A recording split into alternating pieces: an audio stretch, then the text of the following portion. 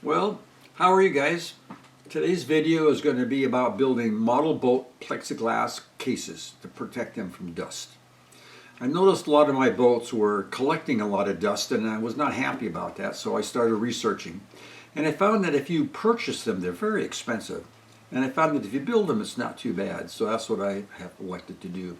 I'd never built a case before, so I looked online for a lot of web resources and found that Tap Plastics had a really good series of videos that showed you how to do it. So I endeavored to do that, and it looked really easy. You just get the plexiglass, you measure your boat, you took it up to Tap Plastics and they cut the plexiglass, and the way they showed to build the boat is you hold the pieces in place and the glue dries within a minute or so, and voila, you got a box. Perfect, right? And it didn't work that way at all. But that's how I learn my lessons. I do some homework, dive right in and do it, and then find out where my mistakes are and proceed on, and that's what I've done. So my first boat case was much larger than the little plastic box they had. It was fairly good size. That's this one right over here. I'll take a look at it here in a second, I'll show you.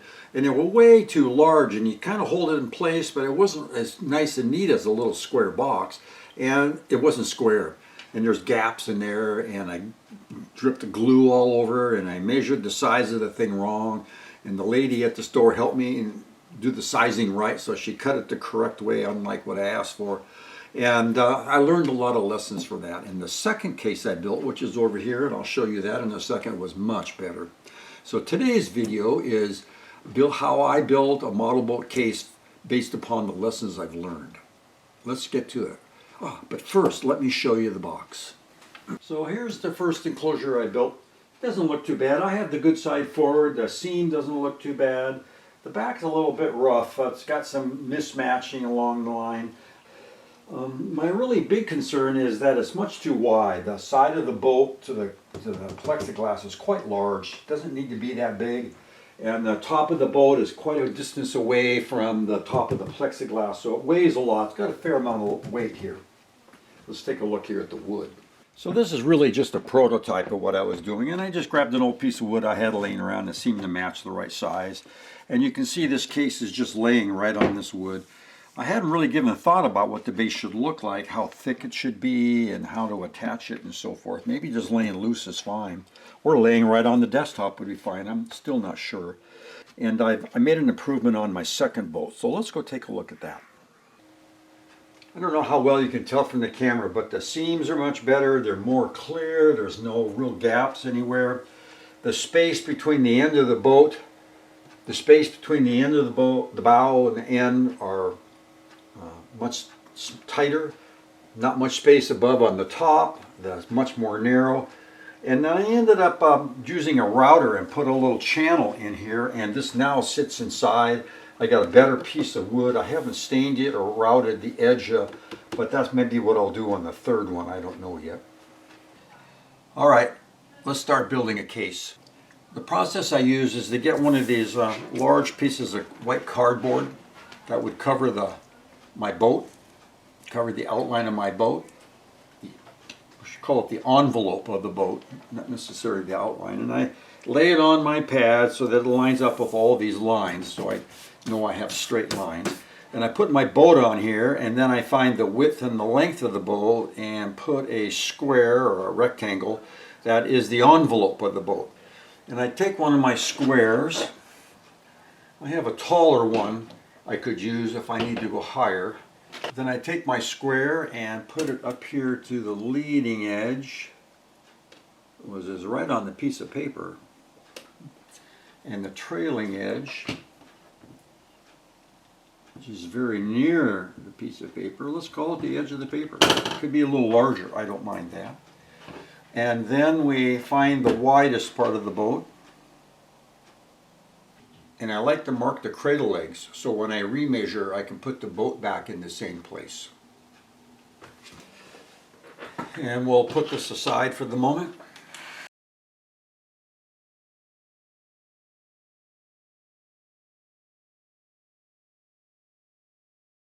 Good. And we're going to use the edge of the paper as that. So this is the envelope of the boat. And there's my pads, and it's always wise to double check and triple check because you measure wrong and you have to buy new acrylic. Large sheets of acrylic can be expensive. Oh, and one thing also, you need to know the height. The height of the tallest part of the boat. 19 3/4.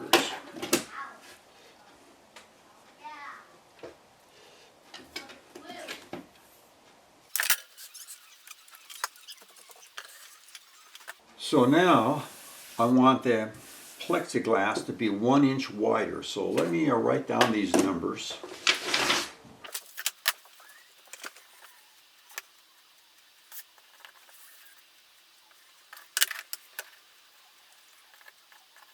So that's pretty much all you got to do. Now let's draw out the acrylic.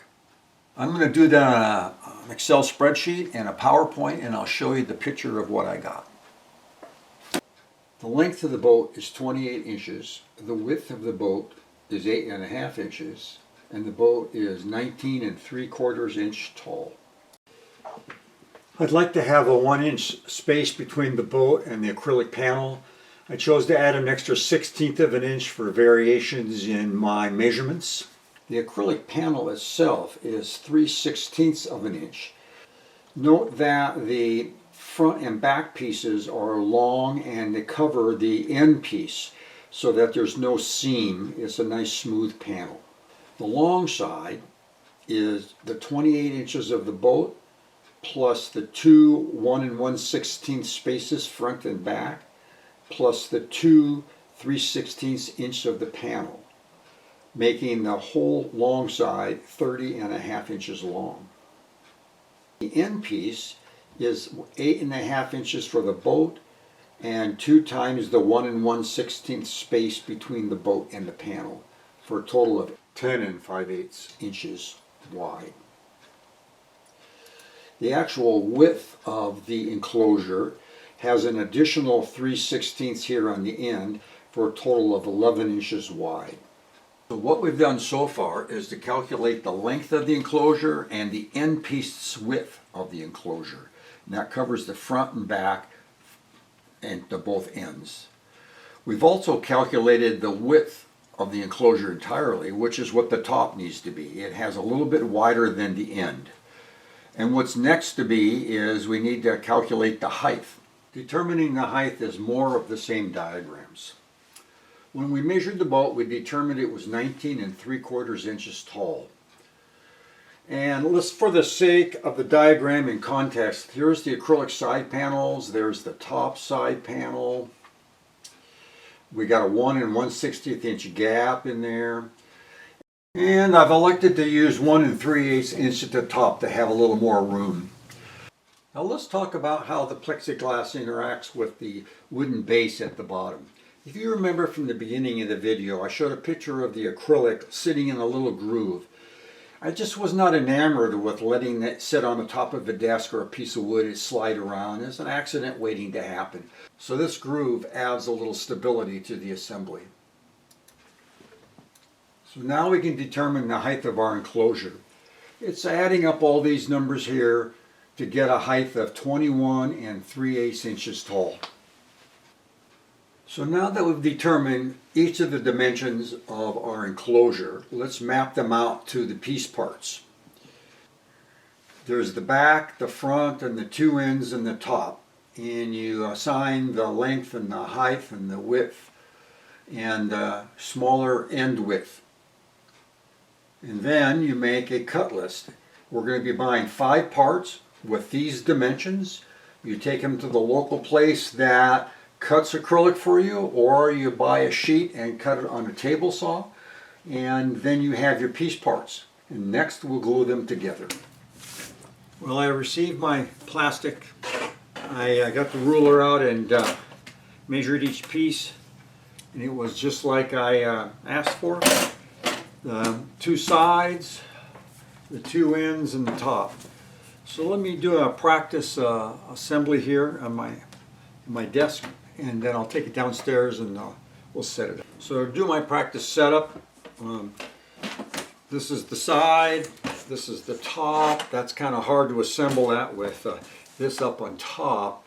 So what we do is if we put the top on the bottom and put the side, even that's awkward because this is awful wobbly. So you put the side on the bottom and you put the top on the side. Is that weird or what? And then I have these right angle clamps. Let me set that up and I'll show you. And for me, it's been a while since I did my last enclosure. It's always good to practice the setup before I go down into the garage. So I purchased these clamps affair, where it's got a right angle, which is what I'm looking for on my sides. And you slip this in one way or another, or something like this. And then it clamps.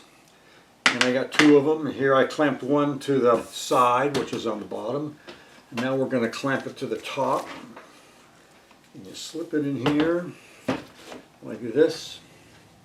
And I got overhanging the table, so the bottom sticks down. And once you get it all set up, you slide this over somehow. There we go, and clamp it in.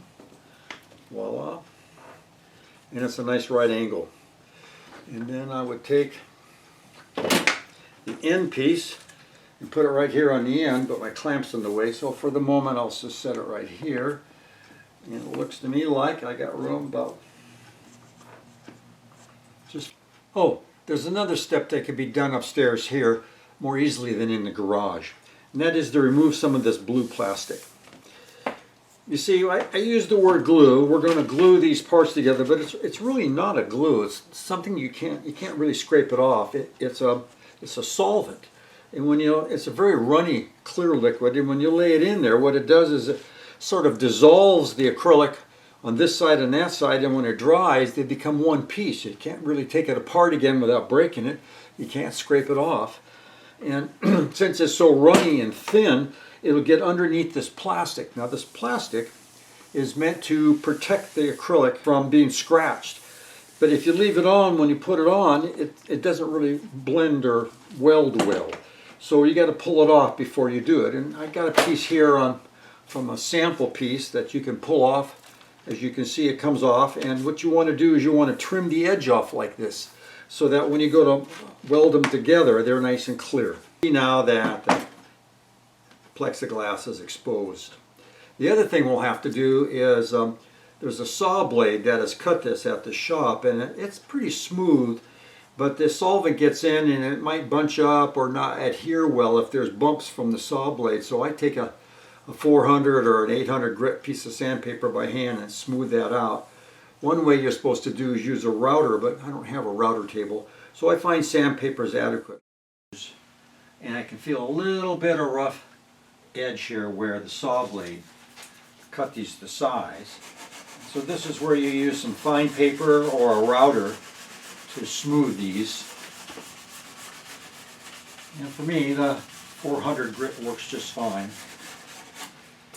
Some edges are more rough than others. I don't quite understand that, but that's okay. Wipe this off. That feels pretty good.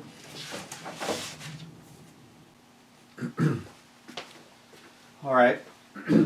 Now that I've sanded down all the edges to my pieces, I'm going to take some glass cleaner and clean all these edges so that when I glue them, there's a little less lint and dust on there. I like the ZEP glass cleaner. It seems to work good for me.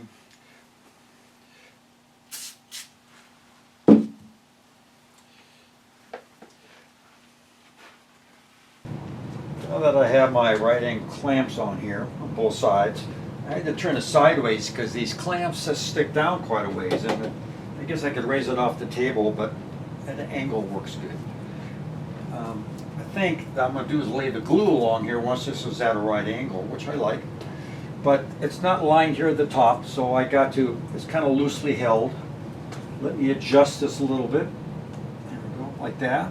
Get it all square away, and then tighten these clamps down. Well, I tell you, this is not easy. I got a backstop here holding this piece of plexiglass flap. And I got this piece pushed in, and I got these edges over here on the side flush, And I have the shim, a piece of paper, and I put it in between the two. Oh, there's a little gap there, not bad. So it looks to me like it's up against flush.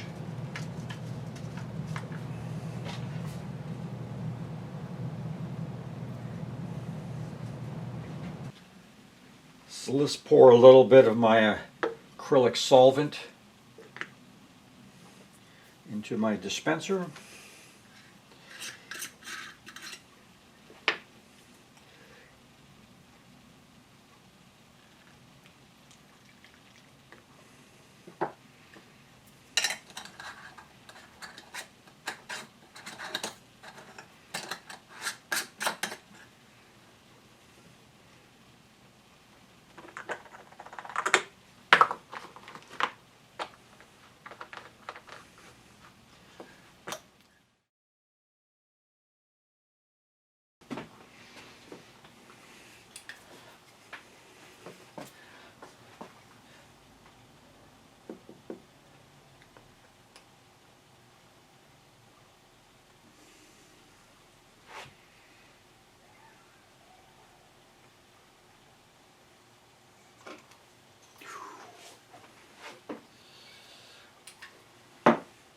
I think I spilled a little right there. Oh, and a little bit leaked over here. That's too bad. Well, I'm not going to touch it.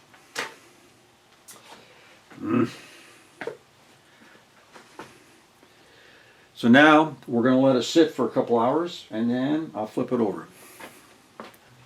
All right, I'm fairly happy with this joint. It's nice and tight. There's no gaps. It looks pretty smooth.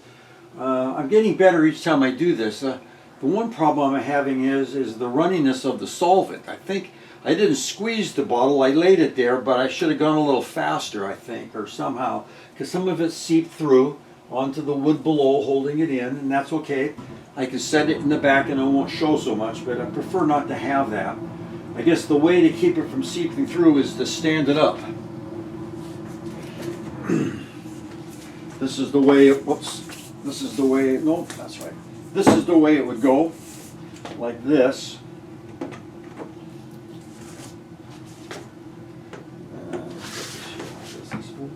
And this is the way the box will be, and I'll put this up on top. The trick will be, though, to keep these edges pushed together. That's why I laid it on its back. But then I had the fluid seep through. So let's see if I can figure out a way to squeeze these together.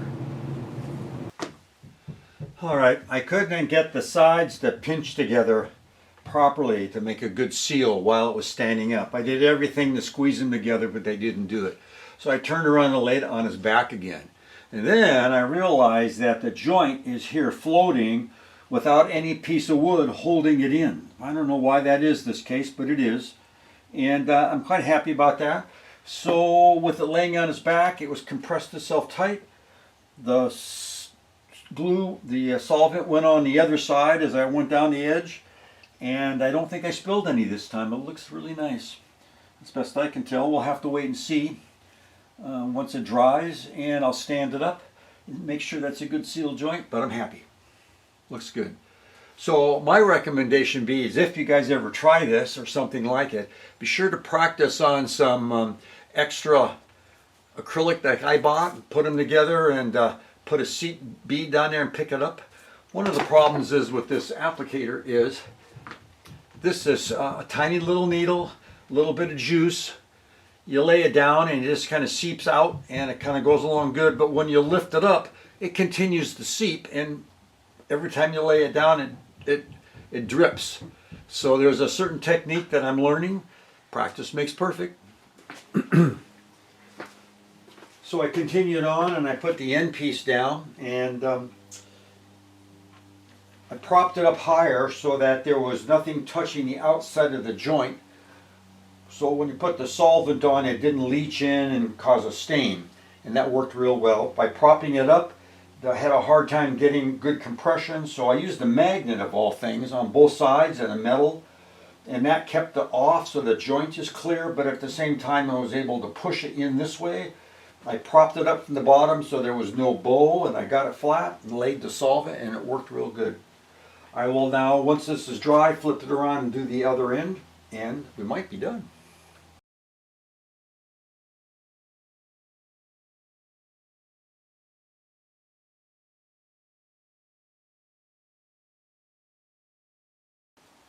All right, so I think the glue is dry. Let's peel off the blue covering here.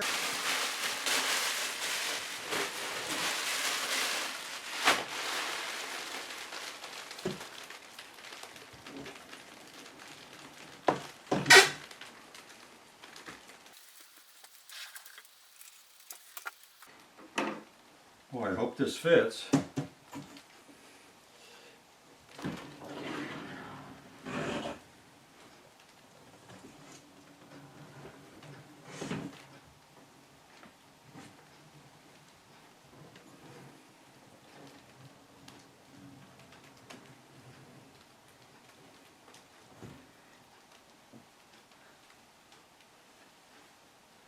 What do you think? All right, I guess I'm gonna wipe the plastic down and clean it, but first I got to build a bottom for it. And I saw several different kinds of design, but I'm going to stick with the one that I did before, like this over here, and just because I want to get back to boat building and not necessarily learn how to route wood better. Well, I got myself a 12-inch piece of red oak, and I don't know if you can see the problem right now, but I forgot that 12 inches isn't 12 inches, it's 11 and a quarter, sometimes 11 and a half, depending upon where you buy it. It's too narrow. I can't really put a groove in there. I fear that that would be too delicate an edge. I need something wider, and I had a hard time finding it. So when I start working on my next boat, I'll check the width, and if it's going to be wider than 11 inches, I will start looking for bases sooner. Just a little bit too narrow. So a friend of mine has a small lumber mill, and he cut down some maple and offered to cut me a piece. And so here it is. It's 12 and a half inches wide, and I told him what the length I wanted, and it's just right. 3/4 of an inch all the way around. Thank you, Dan, for all your help. That just looks great. The next process will be to route a groove all the way around to let the plastic sit in it. Instead of doing a 3/16 inch groove like I have here, I think I'll do a 1/4 inch, which will make it a little bit easier to fit the plastic in. There we go. I've measured all 4 corners to be 3/4 of an inch from each side. So next, I use very light pencil mark and mark where I want these corners, because I can see you through here. And I put a straight line on here, and I'm going to take my router bit, drop it in, and run it across. Alright, this is not going to be a tutorial on how to do routing. I know just enough to get the job done. I did that by practicing on this board right here. I've done a lot of routes and kind of figured out what needs to be done. I just measured the depth. I changed the bit on my router to be about 1/4 of an inch deep. I measured it by doing a little route, putting it down, and I got the depth set right. When you use an edge for the router to go through, it's a 2.5 inch offset from where you want the route bit. So you put your edge down and you clamp it, and then you run your router along. That's pretty much all there is. Practice, practice, and measure twice before you route. And I'm going to start on the piece here. I've clamped it down. I've kind of marked lines where the 2.5 inch mark is. So now I'm going to put my clamp. I had to buy a router. It's about 150 bucks, a plunge router. What you do is you put it over where you want it and you drop it down and then move it along. And that way you get a groove from end to end without going off the edge. I got a clamp I paid about 50 bucks for, so I'm going to put that on now. And I'm going to double check everything and then turn it on and plunge it down and go sideways.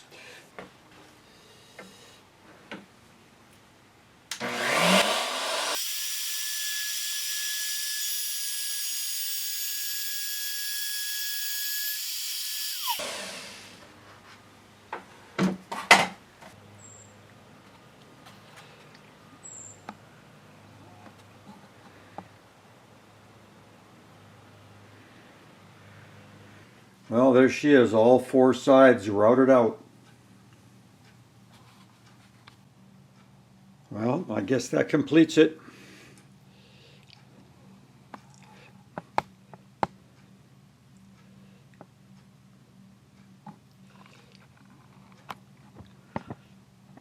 It met its primary function. I think it's kind of clear and it keeps the dust off.